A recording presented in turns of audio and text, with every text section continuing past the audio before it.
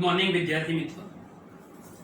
આજના લેક્ચરમાં last time જે શીખ્યા છો ત્યાંથી આગળ કન્ટિન્યુ કરીએ છીએ। લગભગ આજે ચેપ્ટર પૂરું થઈ જશે, હવે થોડું ઘણું બાકી રહ્યું છે। બેટા લાસ્ટ ટાઈમના લેક્ચરની અંદર ડાયામેગ્નેટિઝમ, પેરામેગ્નેટિઝમ અને ફેરોમેગ્નેટિઝમ વાળી વાત કરી હતી, ડોમેઇન બંધારણ વાળી વાત થઈ ગઈ હતી। ત્યાંથી ક્યુરીના નિયમ પછી ક્યુરી ટેમ્પરેચર વાળું કાયમ વાળું સૂત્ર C/T - પણ જોયું હતું। હવે ત્યાંથી આગળ વધી આજના લેક્ચરમાં બહુ જ મોસ્ટ IMP મુદ્દો ફેરોમેગ્નેટિક પદાર્થ માટે B વિરુદ્ધ H લાક્ષણિકતા અથવા હિસ્ટેરિસિસ સાયકલ, B વિરુદ્ધ H ની હિસ્ટેરિસિસ સાયકલ સમજાવો। આ પણ બહુ જ મહત્વની વાત છે, સમજજો। આલેખ સ્વરૂપમાં કામ કરવાનું છે, B વિરુદ્ધ H લાક્ષણિકતા સમજાવવાની છે। તો સૌથી પહેલા જે પદાર્થના ચુંબકીય, જે ફેરોમેગ્નેટિક, સમજો, જે ફેરોમેગ્નેટિક પદાર્થના ચુંબકીય ગુણધર્મનો અભ્યાસ કરવો હોય, ઉદાહરણ કાલે હતા, તમને યાદ જ હશે, એવા પદાર્થને સોલેનોઇડની અંદર મૂકવામાં આવે છે। એટલે સોલેનોઇડની અંદર આપણે એને મૂકી દઈએ। હવે એ પદાર્થને, સોલેનોઇડ એટલે પેલા આંટાઓની અંદર તમે પદાર્થને સેટ કરી દીધો। પ્રારંભની અંદર આપણે એવું ધારીએ કે ભાઈ સોલેનોઇડની અંદરથી પસાર થતો વિદ્યુત પ્રવાહ એટલે સોલેનોઇડનો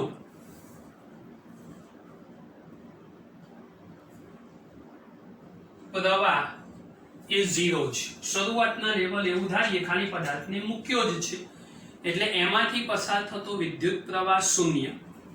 હવે એક અગત્યનું સૂત્ર ચુંબકીય તીવ્રતા માટે H = NI, I એટલે સોલેનોઇડનો પ્રવાહ, N એટલે એકમ લંબાઈ દીઠ આંટાઓની સંખ્યા અને H એટલે ચુંબકીય તીવ્રતા। જો પ્રવાહ 0 હોય તો આ સૂત્ર પ્રમાણે H પણ 0 થાય, અને સેમ કન્ડિશન પ્રમાણે જો ચુંબકીય તીવ્રતા જ ના હોય તો એનું ચુંબકીય ક્ષેત્ર પણ 0 હોવું જોઈએ। એટલે કે આપણો પદાર્થ અત્યારે O બિંદુ પાસે પ્રારંભિક અવસ્થામાં છે એવું કહેવાય। આ શરૂઆતના લેવલની વાત થઈ। પેલું B/μ0 - M = H સૂત્ર પણ ખબર છે, એ સૂત્ર પ્રમાણે પણ આ વાત લખી શકાય। ટૂંકમાં જે પદાર્થના, જે ફેરોમેગ્નેટિક પદાર્થના ચુંબકીય ગુણધર્મો જોવા છે એને સોલેનોઇડમાં મૂકી કામ શરૂ કરવાનું છે। પ્રારંભિક વાત ધારી લીધી। હવે વિચારતા જાઓ, જેમ જેમ આપણા B વિરુદ્ધ H છે એટલે H ને x અક્ષ ઉપર લઈ લીધો, B ને y અક્ષ ઉપર લઈ લીધો। જેમ જેમ H એટલે સોલેનોઇડના પ્રવાહ બધું સરખું જ છે ભાઈ, આ 0 આ 0 આ 0, ઇનિશિયલ સ્ટેજમાં બધું સરખું જ છે, ઉગમ બિંદુ પાસે આપણે છીએ। એટલે શરૂઆતમાં હવે ધીમે ધીમે H નું મૂલ્ય વધારતા જાઓ, એટલે કે સોલેનોઇડમાં પ્રવાહ પસાર કરવાની શરૂઆત કરો। તો એવા સંજોગોની અંદર B નું મૂલ્ય પણ વધતું જશે। H નું મૂલ્ય તમે વધારવાનો પ્રયત્ન કરો, સૂત્ર પેલું યાદ કરી લો તમારું, B/μ0 - M = H। આ ફોર્મ્યુલા આપણને ખબર જ હોવી જોઈએ। તો આ સૂત્ર પ્રમાણે જો હું H નું મૂલ્ય વધારતો જઈશ તો સ્વાભાવિક વાત છે કે ભાઈ B ના મૂલ્યમાં ફેરફાર થશે। પણ અહીંયા જુઓ તો -M છે B/μ0 પણ છે, એટલે એક્ઝેક્ટ સપ્રમાણતાનો સંબંધ નથી। અને એક્ઝેક્ટ જો સપ્રમાણતાનો સંબંધ ના હોય તો H વધે એ પ્રમાણે B એક્ઝેક્ટ સ્ટ્રેટ ફોરવર્ડ લાઈનમાં એટલે સુરેખ દિશામાં વધવો જોઈએ નહીં। તો સુરેખ નહીં વધે, વધારો એક રેખસ્થ એટલે એક્ઝેક્ટ સુરેખ લાઈનમાં નહીં હોય પણ વધશે એ વાત ચોક્કસ છે। તો જેમ જેમ H નું મૂલ્ય વધારવાનો પ્રયત્ન કરો એ પ્રમાણે તમારો B એ શ્યોરલી વધતો જશે। તો એ પરિસ્થિતિ કોઈક તમને આવા સ્વરૂપમાં દેખાશે। મારે કદાચ આલેખ દોરવામાં આંકડાઓ આગા પાછા થાય તો ચલાવી લેજો, તમે ચોપડીમાં જોઈને એક્ઝેક્ટ આંકડાઓ સાથે સેટ કરીને આલેખ દોરજો, આ ધ્યાન રાખજો. તો આ શરૂઆતનો OA વક્ર તમને સમજાયો. આ ઇનિશિયલ સ્ટેજ આપણું થયું કે ભાઈ આ OA વક્ર થયો. આ પહેલો. વધારો સુરેખ કેમ નથી એ સમીકરણ દર્શાવે છે. જેમ જેમ h વધતો જશે b શ્યોરલી વધતો જશે, પણ એક્ઝેક્ટ સુરેખ દિશામાં નહીં વધે. હવે શું થશે કે જેમ જેમ પ્રવાહ વધારતા જશો ને એમ ડોમેઇન બંધારણની અંદર રહેલી અણુકીય ડાયપોલો લગભગ બધી એકબીજાને સમાંતર ગોઠવવાનો પ્રયત્ન કરશે. 100% સમાંતર તો દરેકે દરેક તો નહીં જ થાય, પણ મોટા ભાગની ડાયપોલો એકબીજાને સ્ટ્રેટ ફોરવર્ડ સમાંતર ગોઠવવાનો પ્રયત્ન કરશે. ડોમેઇન બંધારણ અસ્તવ્યસ્તમાંથી વ્યવસ્થા તરફ આવતું જશે. એક ચોક્કસ પ્રકારની પરિસ્થિતિ થશે, વધવા વધતા વધતા વધતા વધતા વધતા વધતા એક ચોક્કસ સ્ટેજ એવું આવવાનું કે જે વખતે આપણને એ બિંદુ મળ્યું એ વખતે લગભગ બધી જ અણુકીય ડાયપોલો એક રેખામાં ગોઠવાઈ ગઈ. આ ઘટના એને આગળ પણ નામ આપ્યું હતું સેચ્યુરેશન મેગ્નેટાઇઝેશન. સંતૃપ્ત અવસ્થા ધારણ થઈ પછી તમે h નું મૂલ્ય ગમે તેટલું વધારવાનો પ્રયત્ન કરશો, b માં કોઈ ફરક પડશે નહીં. બેટા કેવી વાત થઈ? કોઈકના જમણવારમાં મસ્ત જમવા ગયા, એન્ટ્રી લીધી, સૂપ, નાસ્તા, પછી મેઇન આપણી બધી જે મેઇન કોર્સ હોય છેલ્લે બરફ, આઈસ્ક્રીમ, આ બધું પૂરું કર્યું. પૂરું કરીને મુખવાસ સુધી આયા, પાછા ઉભા રહીને હદફ પાણીને જોયું, હજુ 2-4 ગુલાબજાંબુ ખાઈ લઈએ તો ફરી પાછા 2-4 ગુલાબજાંબુ ટેસ્ટ કર્યા, વળી પાછા કોઈક રિલેટિવ મળી ગયા, બેટા એક મારા તરફથી ખાવ, ફરી ખાઈ લીધું, પછી લેવલ અહીં સુધી આવી ગયું હોત. આને કહેવાય સંતૃપ્ત અવસ્થા. હવે કોઈ ફોર્સફુલી કે હજુ એક ટુકડો ખાવ તો હવે બધું બહાર, તો આ એક લેવલ મેન્ટેન થઈ ગયું, એને સંતૃપ્ત અવસ્થા કહેવાય. તો અહીંયા આ લેવલ મેન્ટેન થયું, એને સેચ્યુરેશન મેગ્નેટાઇઝેશન કહી દઈશું. હવે h માં ગમે તેટલો વધારો કરો, b માં કોઈ ફરક પડવાનો નથી. એટલે કે હવે કોઈ ગમે તેટલો ફોર્સ કરશે, બસ માફ કરો, નહીં તો ઉલટી થઈ જશે. આ પ્રકારની પરિસ્થિતિ મેન્ટેન થાય. તો એવા સંજોગોમાં આ સેચ્યુરેશન મેગ્નેટાઇઝેશન વાળી પરિસ્થિતિ મળી. તો બેટા હવે h વધારવાથી b માં કોઈ ફરક નહીં પડતો, તો સાહેબ હવે તો ઘટાડો. ક્યાં ચિંતા કરવાની જરૂર છે? જે ડાયરેક્શનમાં પ્રવાહ વધારવાનો પ્રયત્ન કર્યો છે, સોલેનોઇડનો પ્રવાહ એટલે h, તમે વધારવાનો પ્રયત્ન કર્યો છે, એ જ રીતે એને ધીમે ધીમે ધીમે ધીમે ધીમે ઘટાડતા જાઓ. તો ઘટાડતા ઘટાડતા તમે વળી એને પાછા લાવવાનો પ્રયત્ન કરશો, તો જ્યારે આ h0 b0 હવે h નું મૂલ્ય કોઈક મહત્તમ સ્વરૂપ ધારણ કરે છે, એ વખતે b નું પણ કોઈક મહત્તમ મૂલ્ય છે. હવે ઘટતા ઘટતા ઘટતા તમે પાછા આવવાનો પ્રયત્ન કરશો, તો એવે વખતે સમજો, ધ્યાન દો ભાઈ, મારો આલેખ આડોઅવળો થાય તો ચલાવી લેજો, મારે પરીક્ષા નથી આપવાની, તમારે આપવાની છે. તો એ વખતે h આમ વધ્યો તો હવે ઘટતા ઘટતા ઘટતા ઘટતા હું 0 લાવી દઉં, તો એ વખતે b0 થતો નથી. જુઓ અહીંયા b મળ્યો, એનો મતલબ પદાર્થમાં કાયમ માટે કંઈક ચુંબકત્વ રહી જાય છે. પદાર્થમાં કંઈક મેગ્નેટિક કોઈક ચુંબકીય ગુણધર્મો બચ્યા, અને તો આપણે નહીં જમણવારમાં જમીન હોય બીજા દિવસ ઉપવાસ, અથવા જવાનું હોય ને 4 દાડા પહેલા ઉપવાસ, કેમ તો લગ્નમાં ખાવા જવાનું છે. તો એવી સેમ વાત કે પદાર્થમાં કંઈક ચુંબકત્વ રહી ગયું. તો મહત્વની વાત લખી આપું છું, યાદ રાખજો, જે વખતે h નું મૂલ્ય ઘટાડીને 0 કરો, એ વખતે b0 થતો નથી. આ ઘટના એ b શૂન્ય ના હોય, એ ઘટના ને રિટેન્ટિવિટી અથવા રેમનન્સ આ શબ્દ કદાચ ચોપડીમાં નહીં હોય, રિટેન્ટિવિટી અથવા રેટેન્ટિવિટી જે શબ્દ ચોપડીમાં હોય લખજો, રિટેન્ટિવિટી તરીકે ઓળખી શકાય. મેં પ્રોપર શબ્દ લખેલો છે. અંગ્રેજી સ્પેલિંગ પ્રમાણે થોડા આગા પાછા હોઈ શકે, બહુ ચિંતા નહીં કરવાની. ફરી એકવાર, h નું મૂલ્ય શૂન્ય કરવા છતાં b શૂન્ય થતો નથી એ ઘટના એને રિટેન્ટિવિટી અથવા રેમનન્સ, એ વખતે b નું જે મૂલ્ય મળ્યું એને રિટેન્ટિવિટી અથવા રેમનન્સ કહેવાય. આપણી આકૃતિમાં એ મૂલ્ય લગભગ 1.2 ટેસ્લા જેટલું છે. લગભગ, હા ભાઈ, આ એપ્રોક્સિમેટ વાત થઈ.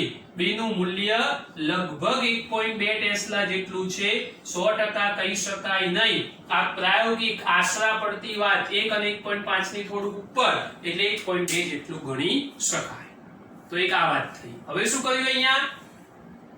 h વધ્યો, h ઘટ્યો, રિટેન્ટિવિટી અથવા રેમનન્સ આ મૂલ્ય એક પ્રાપ્ત થઈ ગયું. હવે જે દિશામાં, એટલે આ ધન દિશામાં તમે આગળ વધ્યા છો, એનાથી ઉલટી દિશામાં આગળ વધવાનો પ્રયત્ન કરો તો શું પરિસ્થિતિ મેન્ટેન થાય? તો જુઓ, ઉલટી દિશામાં આગળ વધવાનો પ્રયત્ન કરીએ તો h જે દિશામાં વધ્યા છો એની વિરુદ્ધ દિશામાં વધતા જાઓ તો પરિસ્થિતિ કોઈક આવી નિર્માણ પામશે. અને 100 કરતા થોડુંક નીચે, હા થોડુંક ઓછું રાખજો, અથવા આ 100 ને છે ને હું, આપણે તો મરજીના માલિક, લો થોડું અહીંયા 100 વાળું લાઈન લાવી દીધી, અને તમે આવું કરી દેજો બેટા, યાદ રાખજો. 100 કરતા થોડુંક ઓછું, નિયર અબાઉટ 90 સમજવાનું. હવે અહીંયા એક ઘટના નવી બનશે, સમજો. તમે જે દિશામાં આગળ વધ્યા એની વિરુદ્ધ દિશામાં, એટલે સોલેનોઇડમાં ક્લોકવાઇઝ પ્રવાહ છે તો હવે એન્ટી ક્લોકવાઇઝ વાત કરીએ. તો એવા સંજોગોની અંદર તમે પ્રવાહનું મૂલ્ય ઘટાડતા જાઓ અથવા વિરુદ્ધ દિશામાં વધારતા જાઓ, વાત એક જ થઈ.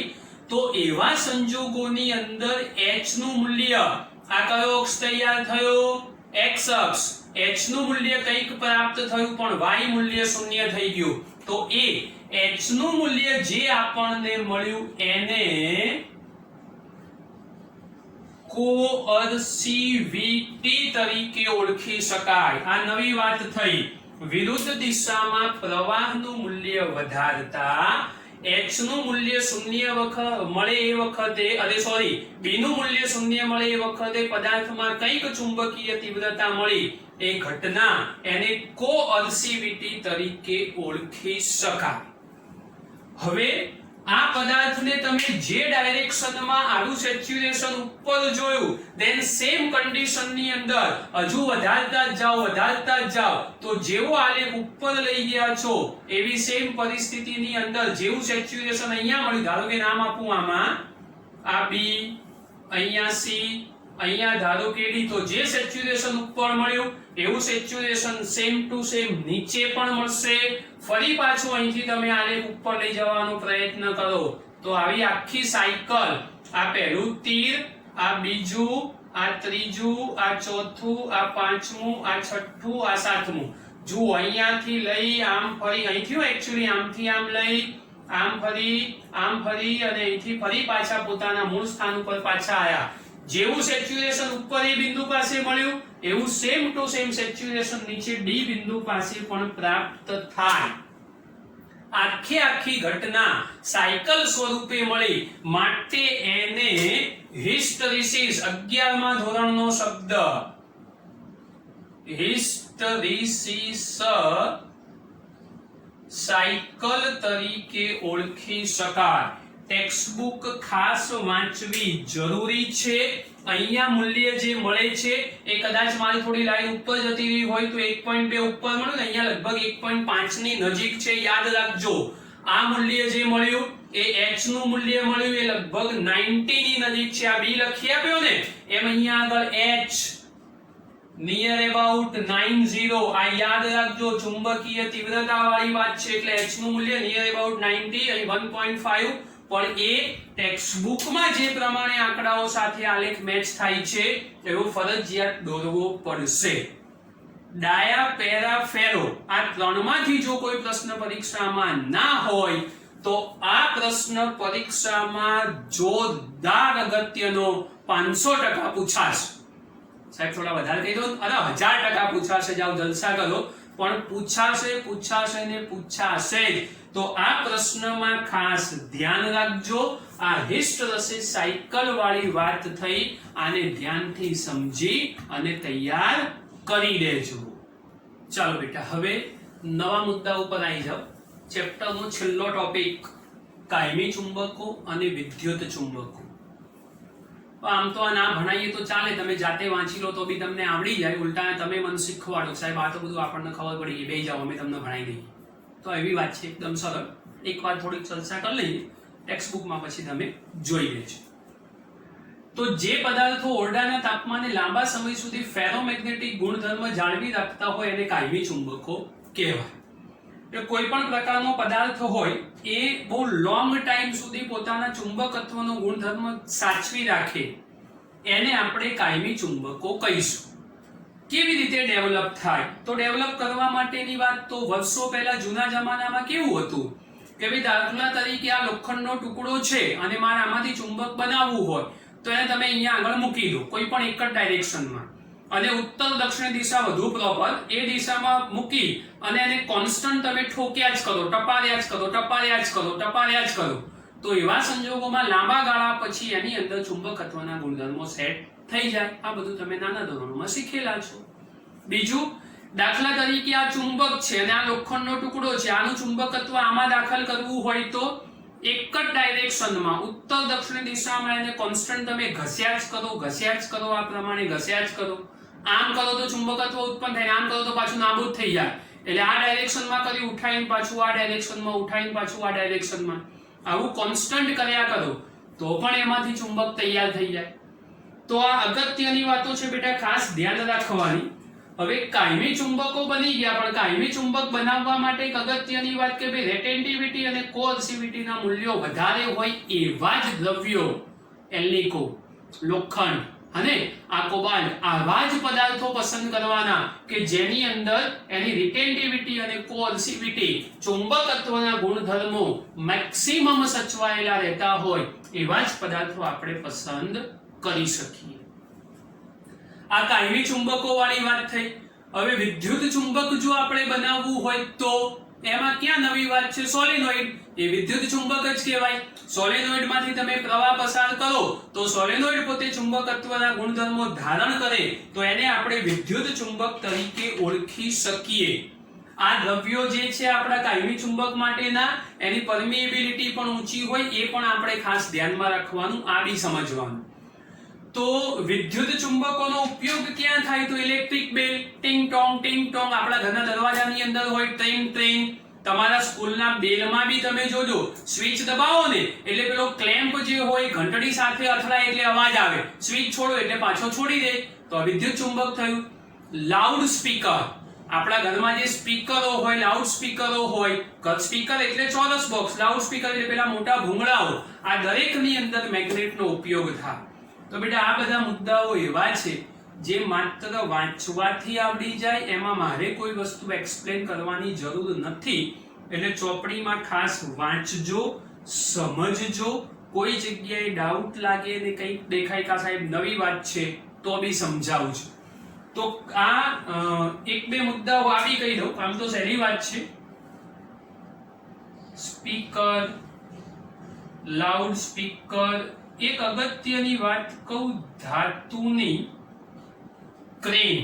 ક્રેન એટલે પેલી ક્રેન નહીં, ક્રેન મોટા મોટા દ્રવ્યો ઊંચકવા માટેની રચના, એને ધાતુની ક્રેન કહેવાય. એમાં પેલા કેબલ હોય, પણ કેબલ સિવાય આવી લોખંડની વસ્તુઓ ઊંચકવા માટે એની જોડે આવા ઇલેક્ટ્રોમેગ્નેટ બી સેટ કરેલા હોય. એ દ્રવ્યને સખ્તાઈથી પકડી રાખે. કેબલ હોય, તણાવ બળના કારણે ક્યાંક તૂટી બી જાય તો એ તો તૂટે નહીં, એટલે એને આપણે કેબલની વાત 11 માં ભણ્યા હતા, એ તો હોવા જ જોઈએ. વત્તા ઇલેક્ટ્રોમેગ્નેટ, પેલું નીચેથી ક્યાંક છૂટું ના પડી જાય એટલા માટે એને પકડી રાખવા માટે ધાતુની ક્રેનમાં પણ આવા પ્રકારના ચુંબકોનો ઉપયોગ થાય છે. તો બેટા ચેપ્ટરની આજે પૂર્ણાહુતિ, થિયોરિટિકલ ટોટલ પોર્શન પૂરો થઈ ગયો. દાખલાઓ બી મેક્સિમમ પૂરા કરી દીધા છે. કદાચ એક બે દાખલાઓ બાકી રહી ગયા હોય તો જોઈ લઈએ, તો પોસિબલ હોય તો એને પણ પૂરા કરીએ છીએ. ઓકે, હવે બે દાખલાઓ સ્વાધ્યાય 5.16 અને 17 સંપૂર્ણ જાતે ડાયા પેરા ફેરો વાળી ડિટેલ જો સંપૂર્ણ વાંચીને તૈયાર કરી હોય તો આ બે પ્રશ્નોમાં કોઈ તકલીફ પડશે નહીં. 3 જ દાખલા બાકી છે તો આ બે જાતે કરી દેવાના. ત્રીજા નંબરનું ઉદાહરણ 5.11 હું ગણાવું છું. ચોપડી તૈયાર કરો, રકમમાં ધ્યાન આપો. આ બે જાતે કરવાના છે 16 અને 17. આ હું ગણાઈ દઉં છું. રકમમાં શબ્દોમાં ધ્યાન, રકમ વાંચું છું. ફેરોમેગ્નેટિક આયન એટલે લોખંડ માં એક ડોમેન સમઘન આકારનું છે. સમઘન એટલે 6 બાજુઓ હોવી જોઈએ, ખબર પડવી જોઈએ આપણને. જેની બાજુઓ 1 માઇક્રોમીટર લંબાઈની છે. મેં લખી દીધી છે L = 1 માઇક્રોમીટર, 10⁻6 મીટર ફેરવી દીધા છે. આ ડોમેનમાં રહેલા આયન પરમાણુની સંખ્યા, નંબર 1 સંખ્યા, નંબર 2 ડોમેનની મહત્તમ શક્ય એવી ડાયપોલ મોમેન્ટ, અને ત્રીજા નંબરમાં ડોમેનનું મેગ્નેટાઇઝેશન શોધો. 3 બાબતો શોધવાની છે. આયનનું પરમાણવીય દળ, આ ઘનતા અને પરમાણવીય દળ બંને આ ગ્રામ પ્રતિ મોલના કિલોગ્રામ ફેરવ્યા, ઘનતા ગ્રામ પ્રતિ સેન્ટીમીટર ક્યુબના કિલોગ્રામ પ્રતિ મીટર ક્યુબ કર્યા. આ બધું આવડે છે તમને. અને મેગ્નેટિક મોમેન્ટનું મૂલ્ય, દરેક આયન પરમાણુની ડાયપોલ મોમેન્ટનું મૂલ્ય એ આપણને આપેલું છે, એ મેં લખી દીધું છે. રકમના શબ્દો સમજતા જજો અને કામ કરતા જજો. સમઘન વાળી વાત છે. પહેલા કદ, તો સમઘનનું કદ V = L³ માટે V બરાબર 10⁻6 નો ઘન થશે 10⁻18 મીટરનો ઘન. પહેલા નંબરમાં વોલ્યુમ મળી ગયું મને. રકમના શબ્દો પ્રમાણે વોલ્યુમ પ્રાપ્ત થઈ ગયું. હવે આપણી પાસે ઘનતા આપેલું છે, કદ મળી ગયું. દળ શોધવા માટેની વાત કરીએ, કેમ કે આ પરમાણવીય દળ છે, અલગ કોન્સેપ્ટ છે. તો હવે ઘનતા બરાબર દળ ભાગ્યા કદ. ઘનતાને ρ કહી દો, આ m કહી દો, આ v કહી દો. m બરાબર ρ * v. ρ = 7.9 × 10⁻³ આ શોધીએ.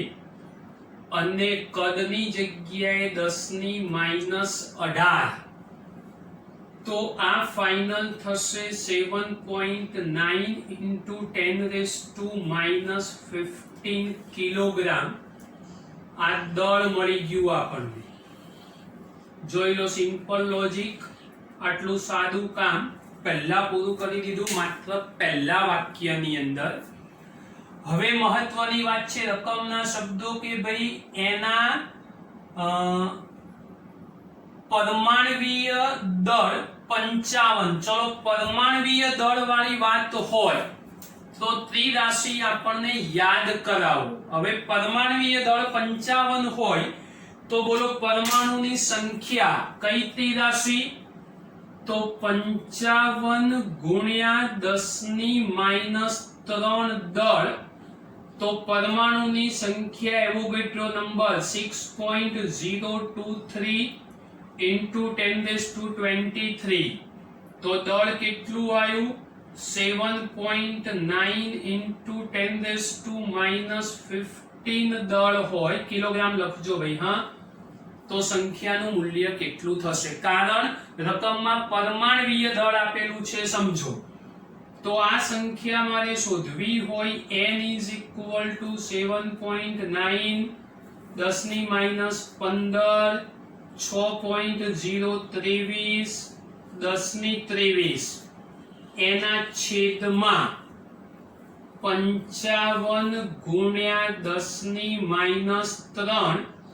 સાદું રૂપ તમારે જાતે આપવાનું.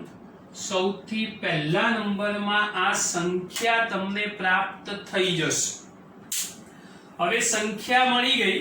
પછી આપણું પેલું મેગ્નેટિક મોમેન્ટ નું સૂત્ર હતું જે ખબર હોવી જોઈએ. આ પરમાણુઓની સંખ્યા મળશે, હો યાદ રાખજો. આટલા પરમાણુઓ થયા. હવે રકમના શબ્દો પ્રમાણે દરેક પરમાણુની મોમેન્ટ આપેલી છે, તો યાદ કરો સૂત્ર. Capital M is equal to m net upon v. આ ફોર્મ્યુલા આપણે ઓલરેડી આગળ શોધેલી જ છે. ચલો આમાંથી m net, આ કેપિટલ ની જગ્યાએ સ્મોલ રાખો, થોડીક વધારે ખબર પડે. m net is equal to m into v. હવે બેટા રકમના શબ્દો સમજજો અને સમજ્યા પછી આગળનું સાદુરૂપ કરજો, ધ્યાન આપો. હવે આ સૂત્ર પ્રમાણે આ પરિણામી મેગ્નેટાઇઝેશન મળશે. હવે આ m net એ તમારે અલગથી પહેલા શોધવી પડશે. તો જુઓ એ કરી આપું છું, એ સહેલી વાત છે.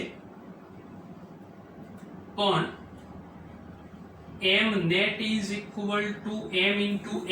n એટલે આ જે ઉપર જે સંખ્યા મળી, આ સૂત્ર ઓલરેડી આપણે આગળ કરેલું જ છે. હવે m is equal to કેટલું મૂલ્ય? તો 9.27 ગુણ્યા 10 ની -24 અને n એ અહીંયા જે જવાબ આવેલો છે એ તમારે લખવાનો રહેશે. આ જે જવાબ મળ્યો છે એ જવાબ અહીંથી અહીં દોરી આપું છું, આ જવાબ અહીંયા લખવાનો. એટલે ફાઇનલ તમને m net મળી જશે. હવે m net મળી ગઈ, એને જો આ સૂત્રની જરૂર નથી, આને કાઢી નાખો, કેમ કે આ શું ડાયરેક્ટ નહીં ખબર પડે પાછી આમાં. m net મળી ગઈ, લો એક કામ કરો, આ બી જવા દઉં છું. એટલે પહેલા આ શોધજો, એટલે પહેલામાં તકલીફ નહીં પડે. m net મળ્યું અને પછી પરિણામી મેગ્નેટાઇઝેશન શોધવું હોય